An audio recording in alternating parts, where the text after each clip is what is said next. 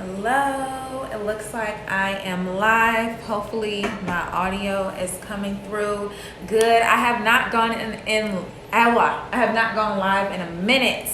It's been a hot minute since I've been on here. And I just realized I need to text my people to let them know I'm live.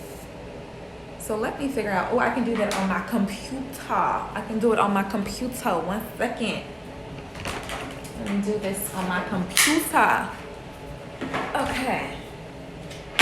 Because Instagram actually gives you, hey Benny. So Instagram actually gives you a link to your live stream now that I'm gonna text out to my She Live Club.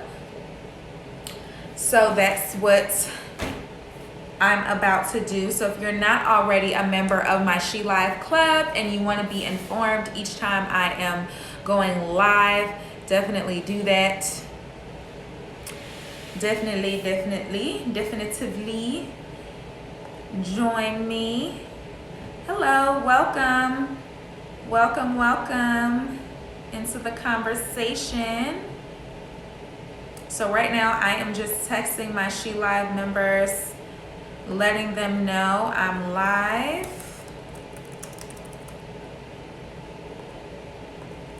I'm live on Instagram. Discussing employee to entrepreneur. What got you here won't get you there. And then I'm going to provide the link. So if you're a part of my texting club, you're going to get this text. Click the link to join. Okay. G.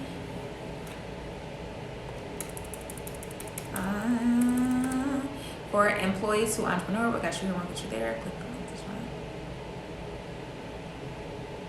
And then She Live. I'm going to text it to my She Live people. Which I have more members in now. Okay. Welcome. Hey, Simone. Hey, people. All right. So I just sent out a text to my text message club so that they can get that I'm live. Awesome. Great. So I'm going to have my laptop right here. So the text message just went out to people. So I know some people are going to be joining in. How is everyone doing? Hey, Bridget. How is everybody doing right now? How's your week been going? It's been a long, crazy week over here. But not really crazy, just a lot of stuff. For us to only be in the third week of the year, it's just been a lot of stuff going on. And I'm like a bit overwhelmed. Hi, Betty. Welcome. So I know some people are coming over because you just got a text that I'm live on IG. So taking a little break from Clubhouse. I do find like around this time on Clubhouse, there's just so many conversations happening. And I think my sweet spot is probably doing conversations on the weekends a little bit earlier, like late morning and stuff. I get more participation because if I try to come now, it's like all the really big wigs are doing their conversations and it's just hard. There's so many rooms happening. So trying to kind of find the sweet spot when not as many people are already in rooms is kind of the sweet spot with Clubhouse. But welcome everybody. How's Clubhouse traffic? It's been good. I've definitely gotten clients from Clubhouse already from hosting rooms, and not even just from hosting rooms, just from meeting other people in rooms. So it's been really great. It's a great, if you have an iPhone, I definitely encourage you to get on Clubhouse. It's a great way for you to connect with potential clients, just to network too, just to meet people in your industry. Even if you're a professional, you don't have a business just yet, it's just a great way to connect with people. So I definitely think the traffic is really good. They don't have they haven't made the app more sophisticated right now to where it makes it hard for you to like have your rooms be seen and stuff like that. So it's a really great opportunity now to get in on the platform, to be able to meet people and stuff. I would say if you're not on there, get on there for sure. And there's 2 ways to join. So one of them, you probably have heard it if you're not already on it, that is an invitation platform. So you can get an invitation to join, but you also can just download the app and you can add yourself to the wait list, and someone can take you off. Someone that you know can take you off the wait list. So official Bree Lee Media says, oh, this is a great topic. Been on an entrepreneur journey for 3 years. Jumped completely full-time in 2020 after 13 years in corporate. Woo!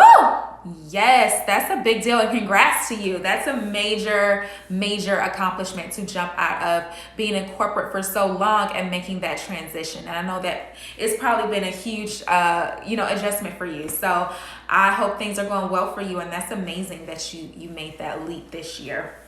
But that's a perfect segue to the conversation tonight. So employee to entrepreneur, what got you there won't get you here. Or what got you here won't get you there. I said it wrong. What got you here won't get you there.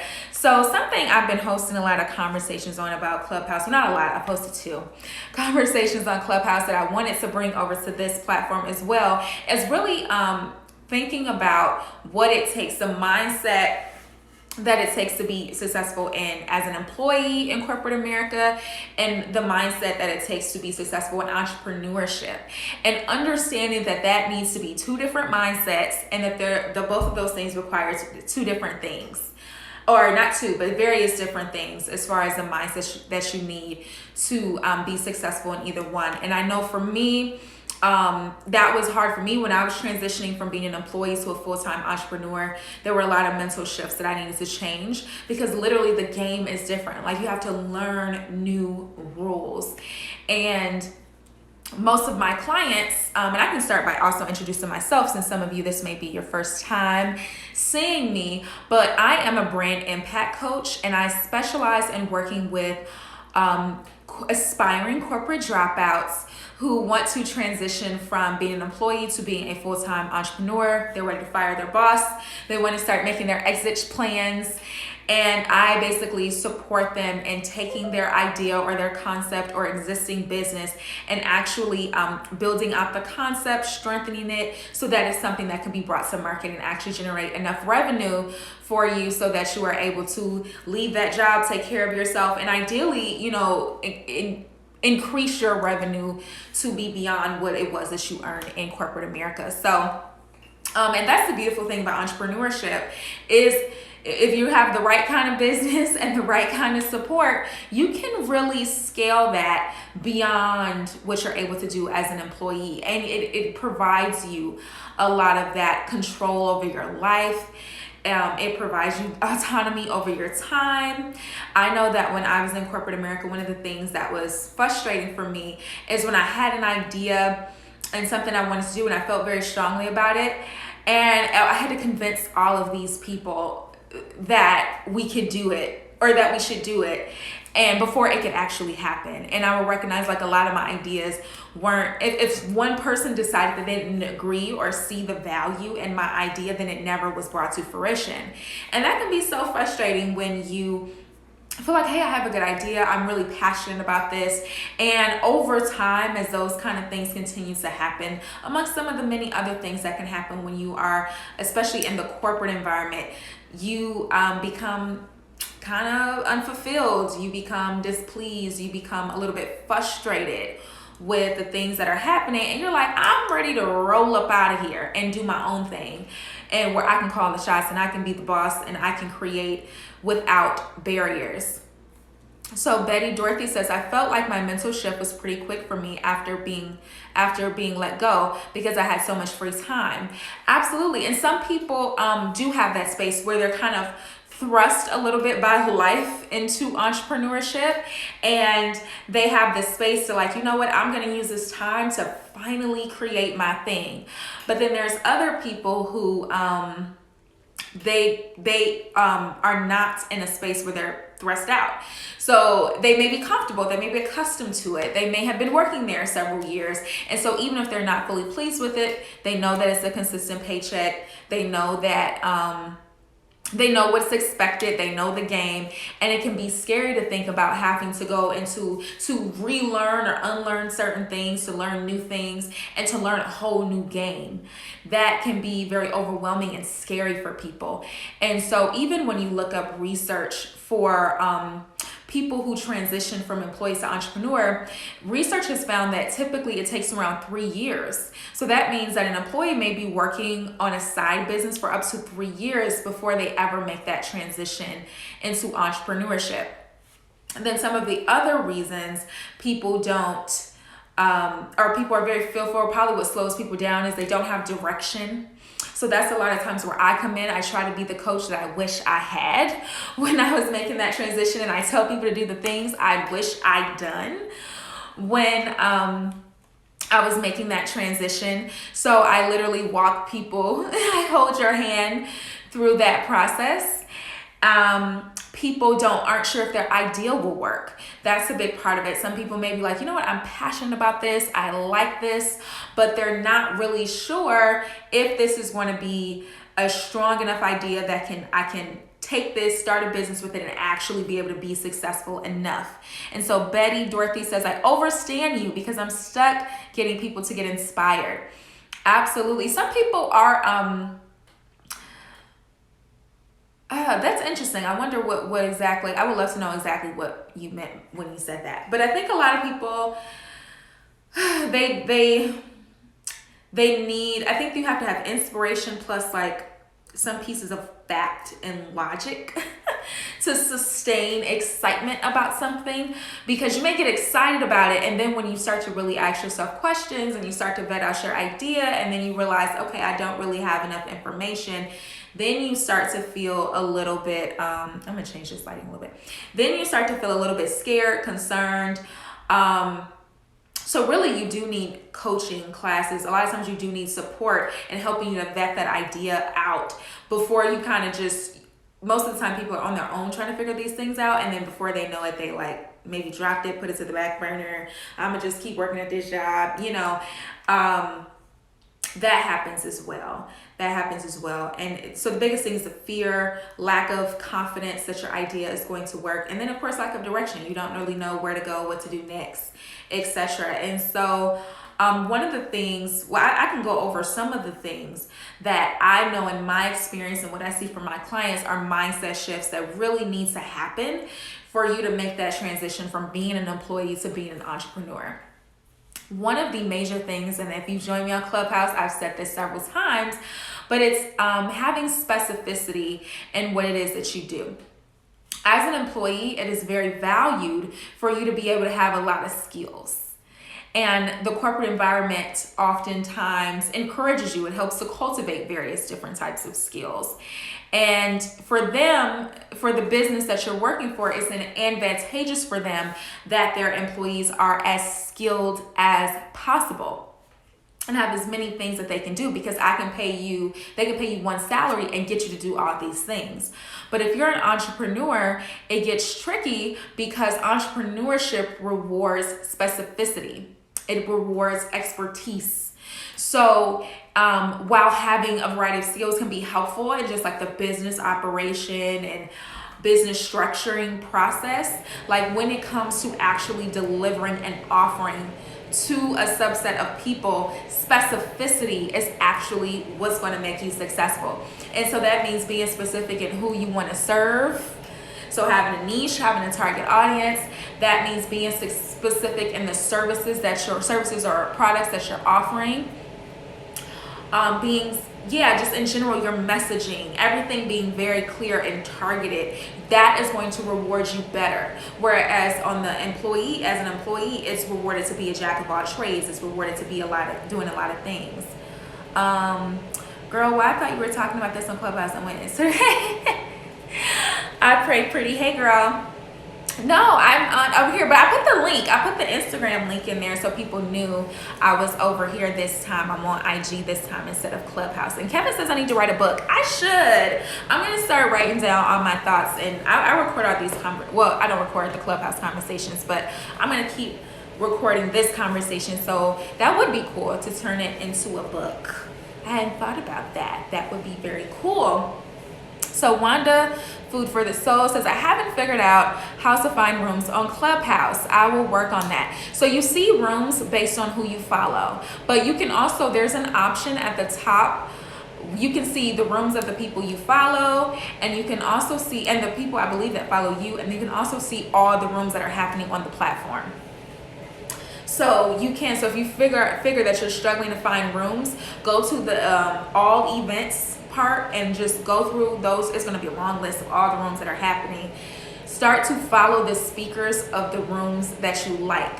So then when those speakers go live again, they're talking about a topic that you care about, so you'll get alerted for it. So yes. So Kevin and I are chatting tomorrow morning. He says people don't talk about these things.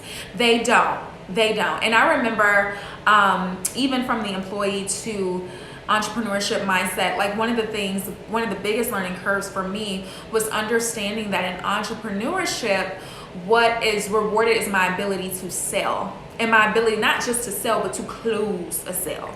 That means to get someone to essentially make a transaction.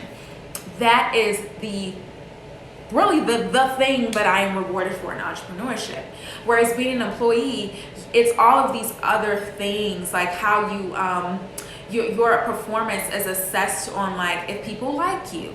I mean, it could be assessed on soft skills, like if people like you, if you kind of fit into the company culture, if you, what else would I say? Kind of, if you have a manager. I recognized when I was an employee, a lot of it was around understanding kind of what that manager wanted you to do and being able to do it. Like a lot of my just competency was based on kind of being mendable or bendable to their whims of what they wanted. And in entrepreneurship, it's really like one main thing, right? All of those factors can factor in, but it's really one main thing. Are people going to buy? That's it. That is like the main barometer. And so the way that can play out is if in 3 hours, right, if you set your goals, your financial goals, and you know you can make those goals happen in 3 hours a day.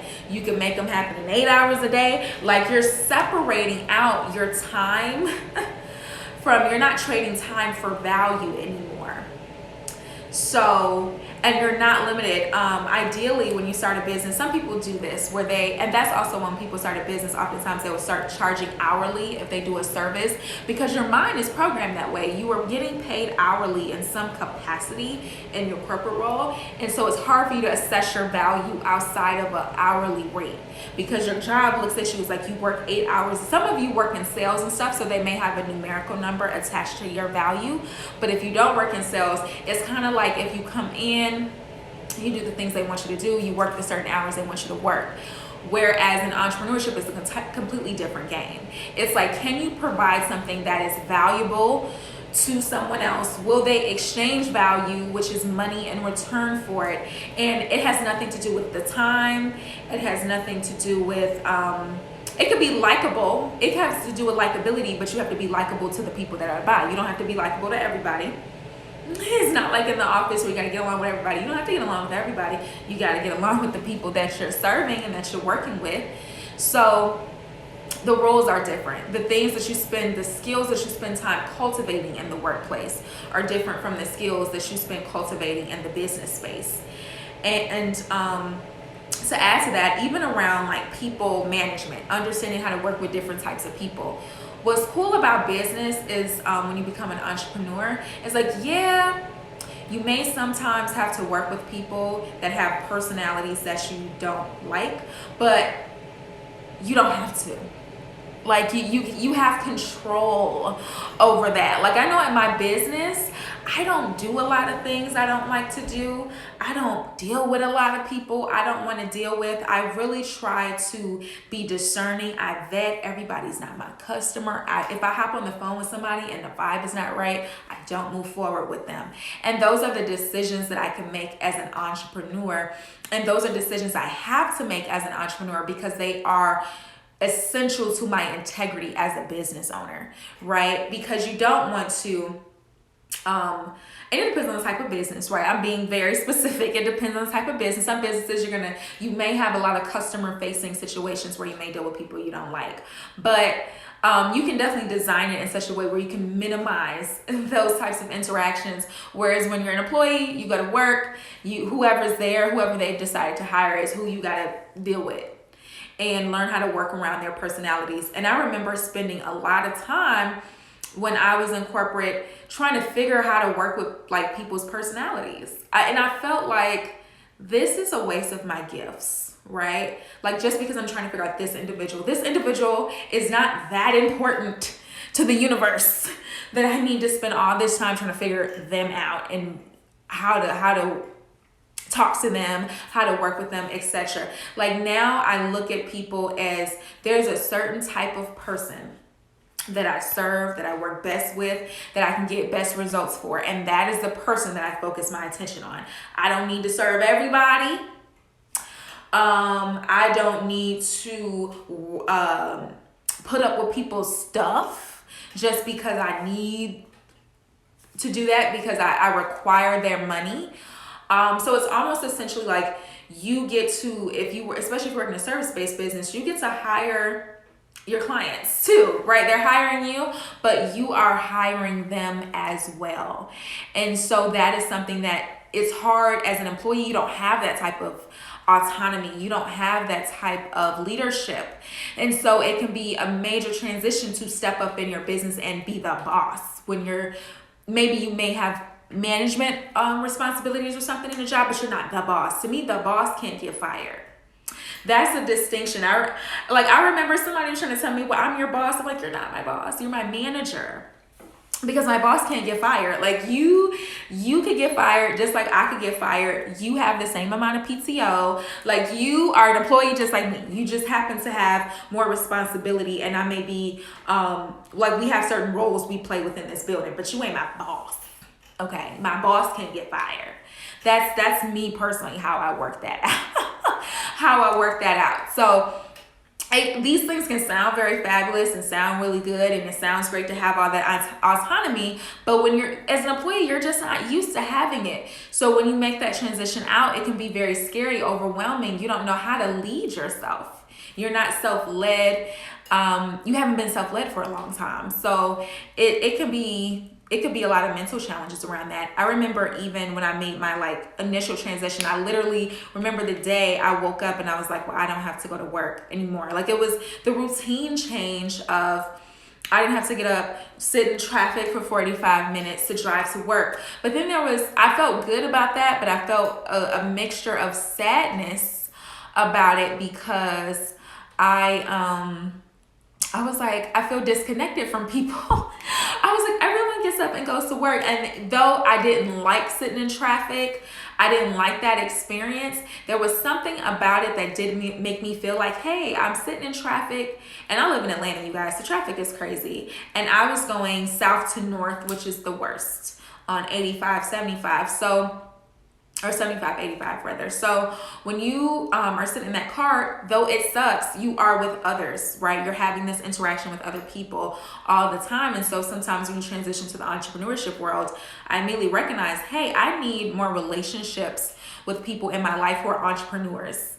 And so we do things like get coffee in the middle of the day or get lunch in the middle of the day. And it took me a long time to adjust to that schedule. Though I liked it, I felt guilty about liking it. And I was like, and if I was able to generate income, in the beginning, of course, the income wasn't steady. So when I was at a point where I was beginning to generate income and I was able to do it a lot faster than I was in my job, then I felt some guilt and weirdness about that. Now, to me, after being over a year out of the corporate space, I'm so accustomed to operating my day the way I want to.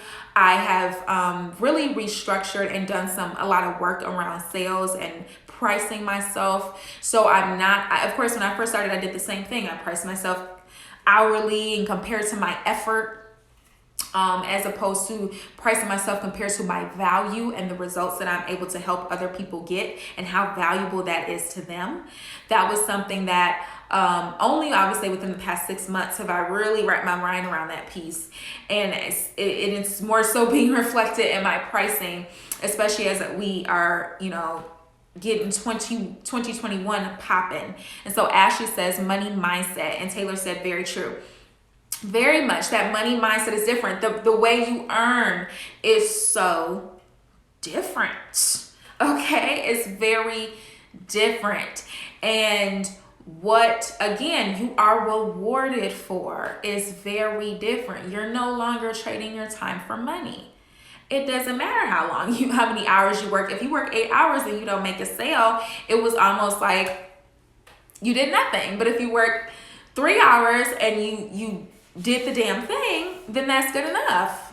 You can take the rest of the day off if you want to, right? It's up to you. You have to be self-motivated. You have to be keeping your own schedule. These are the things. You have to be accountable to yourself. Okay? These are all the things that come with it. There's uncertainty.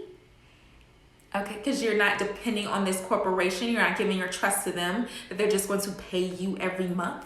You have to put that trust in yourself that you're going to pay you every month. So it's a lot of shifts. And a lot of it is the money mindset shift. Being able to get your money differently as opposed to being comfortable and having that 2-week paycheck deposited every month. Which, you may get to that point where you can have that experience for yourself where you're paying yourself every 2 weeks. But until you get to that point, it may be spotty, right? Your money may come in ebbs and flows. Your money may come in for one good month and not such a good next month, especially when you're first starting. So you have to be able to shift around how you handle your finances, how you think about money, your comfort level with money coming in differently and maybe not as consistently as you're accustomed to. That's very important. I think also something to think about too is I know when I was working, I could go into work and say I just was like not in the mood to talk to people. If I didn't have a day where I had a lot of meetings, I could really go into work and kind of like be to myself, not really talk to people, etc. For me, in the space that I am in as an entrepreneur and being a coach, no. There aren't as many off days that I'm kind of able to have because I have to show up for people. And especially when I'm coaching people, they may have an off day. We both can't have an off day, okay? Somebody got to come in there energized and ready to work and ready to go. So that has to be me because the buck stops here. I'm the boss. And as a coach, I'm acting in a leadership position even with the people that I'm coaching. So I have to show up a certain way regardless. When I was an employee, I would show up sometimes. I maybe not looking the best. Because I'm like, it's just these people at work. Who cares? You show up, not in the mood to talk to people. I'm not talking to none of these people today. You can do that. But in my business, I'm on the phone a lot. I'm on Zoom a lot. I'm having conversations with people a lot. Like I literally feel a little bit of a different strain on my vocal cords.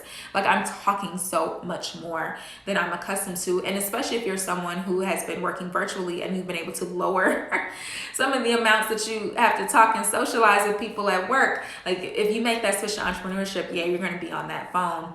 Most likely for at least in the beginning when you're getting things set up, you're going to be doing a lot of conversations with people. So even thinking about if you're someone who does not feel comfortable with just being able to talk to people, if you don't feel comfortable being able to sell to people, those are things that you really got to think hard and long about and really invest in education and training to improve those skills, because they're skills at the end of the day.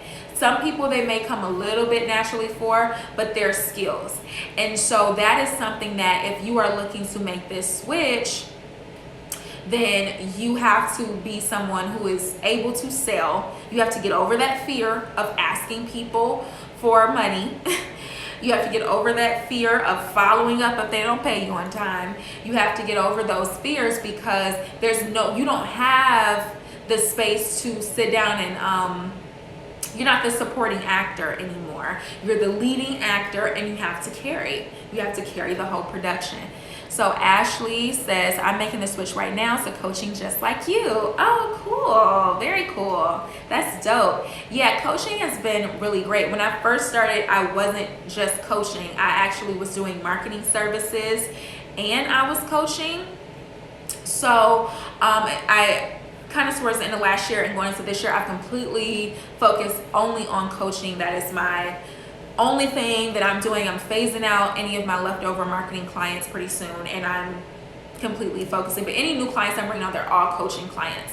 So even if for folks who are in this space, and I'll say this again, I particularly work with employees or aspiring corporate dropouts who want to transition into entrepreneurship. And so I have two things. I have a group coaching program, and I also have one-on-one coaching that I do.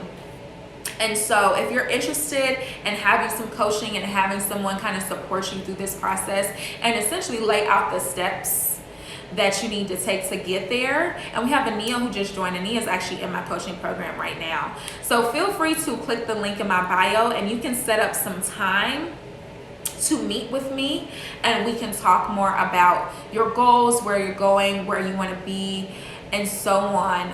But I will say this, and we'll talk about it more on the call if you book a call, but the group coaching, so right now I'm running kind of like a beta group through the program. The program will be relaunching. I'm aiming to do about the end of February / beginning of March timeframe to relaunch, and maybe a little bit sooner than that. And then this iteration of the program will be specifically for folks who have a business idea that are wanting to understand how to scale it into a brand or how to refine it, niche it down, and then form it into a brand that they can ultimately scale into a business that will support them and help them to transition out. And so it will heavily focus on branding, but it's also going to start to include elements of business structure, IP, intellectual property, trademarking, those kinds of things, as well as pricing. So this program will be a little different than from the beta program that I'm running, and that program will be a 4-figure investment. So I just want to let you know. So when you're thinking about making this, I'm pretty much making this program everything I wish I had. Everything I wish I had, and the things that I know from coaching entrepreneurs for 3 years, what I know they need. And so this is really awesome because it expedites your experience. So instead of you doing like I had to do, where you're kind of just trying to figure it out and you're side hustling your business, but you don't really know how to price, and you don't really know what clients to focus on, and you don't really know how to scale your income, this program is actually where the value comes from, is it saves you time and money, and actually within an 8-week period, you're getting through all of that. You're making all of those decisions with people. So if folks are interested in that program, we can definitely hop on the phone. And right now I'm not accepting folks into the program just yet, but we can talk about it. And if we decide if it's a good fit, then when it is open, you'll be on the list. So essentially right now I'm just taking a wait list for folks who are interested in joining that program when it opens back up towards middle to late first quarter. So that's where I am now. Ashley says it sounds cool. Yeah, so Ashley, if you want to book some time to chat, we can definitely talk about that. Wanda says she has some fear of pricing, or I don't know if you were saying you did or just people do. Yes, fear of pricing. Some of that is because you feel like you're just, I was going to say something vulgar. So let me not say that. You feel like you're just making it up. That's why you feel weird, and there's 2 reasons why you feel weird. From a logical perspective, there's also like a whole bunch of other perspectives that could come from like an emotional place of your experience with money growing up and all of those other things. But the 2 kind of logical things that are running through your mind is like, you feel like you're making it up. You're not really sure if your stuff is good enough to command that value. And then number 2, you don't understand your value in the marketplace. So part of that is going to come from research, but also part of it like researching information that is out there, looking at what other people charge, but then also talking to your customers and understanding what the value that they get from what it is that you do. And then the third piece may also be, what can I do to make my experience more quality, or my offering more quality, so that I can command a higher price point for it. And so that's kind of like, for me, the space I'm in as an entrepreneur, it's like, okay, I know what I want to offer. How do I make these experiences for people even better? So because if I'm charging them 4 figures for this program, it has to give them more value than what they paid for it, essentially. So, and that's essentially the way you want to think about any sort of pricing. This person, I have to price in such a fashion that what they're getting surpasses the value of it. And so you need help with that, right? Like, that's why I need coaching. So for people to help me get to that next level, and I help people who are beginning to get to the space that I'm in right now. So I think in any space when we're trying to elevate past, we always going to need support and coaching and education to help us like get to that next level, because again, what got you here is not going to get you there. So while you may understand some of the things that you lack, some of the things that you need to get to the next level, understanding it's always going to be a consistent process of like leveling up at each point, because you're going to be like, okay, I'm here now, I want to get to this next spot. And I was speaking to one of my coaching clients today, and he was like, I'm starting to just recognize there's never going to be a final destination. He was looking for like this final destination to say, okay, I'm here and I've arrived in my business. And he was like, it's just not going to happen. Like, either way, no matter how far I get, there's always going to be another level that I'm trying to get to, another thing I'm trying to achieve that I'm going to need support in helping me to get there. So that's definitely the way to think about it. Awesome. If anyone has any questions, I'm going to stay on for probably just a few more minutes.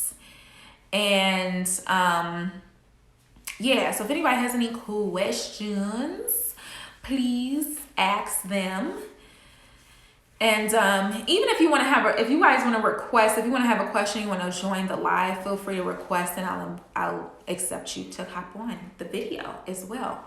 So Ashley says, nope, no completion, just a journey. That's all it is. It's just a continuous journey. You've never arrived. Like, it's just journey you've never arrived to, but you're growing, right? You can arrive at a certain level.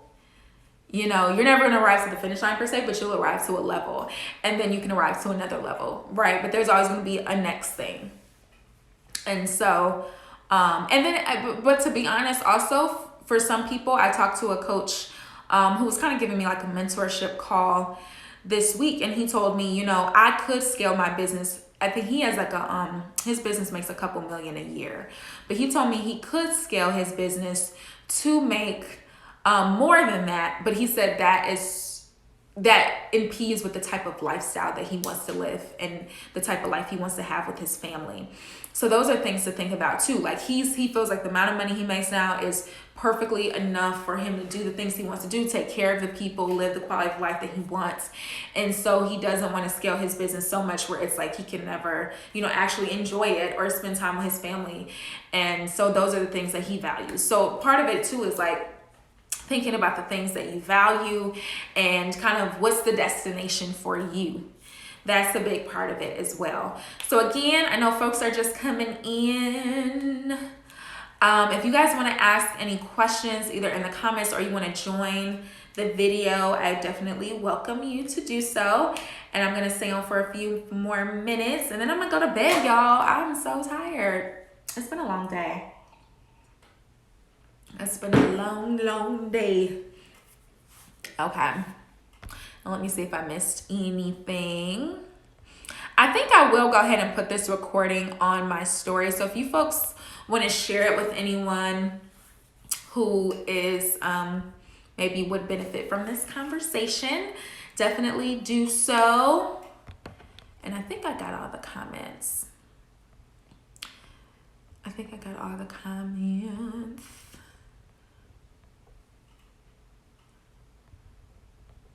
Waving to folks. Okay, so I think we are good. I'm gonna go ahead and close out. Thank you so much for joining me tonight for a little impromptu live session on IG tonight, where we're talking about the mindset you need for transitioning from an employee to an entrepreneur. And I wish you all luck in your journey. And go ahead, if you're not already a member of my She Live Club, the information is right in my bio. go ahead and join, because I am going to text you each time I go live on Instagram, Clubhouse, or YouTube, where I have really great conversations, whether it's just me or with some of my subject matter expert friends. And we talk about things like this. We talk about what's needed to make that successful transition from being an employee to an entrepreneur, and many other tips around business as well. So you all have a good night, and I will talk to you later.